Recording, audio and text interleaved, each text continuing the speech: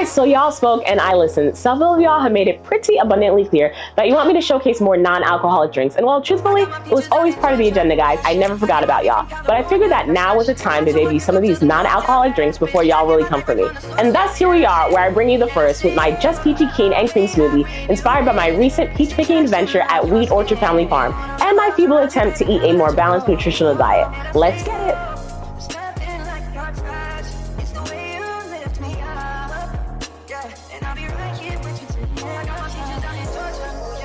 So some fun facts about peaches for some peachy trivia. Number 1, peaches are a great source of vitamins A and C. They are also a great alternative for a sweet treat and considered to be very weight loss friendly, as they often range anywhere from 60 to 70 calories for one large size. Number 2, did you know that August is National Peach Month? I didn't either. Anywho, at the farm I visited, we had the opportunity to pick peaches and nectarines, and so it sparked my curiosity with what the actual difference was between the two. Which brings me to fun fact number 3. It's the distinctly texturized, fleshy peach fuzz skin that yields the primary difference.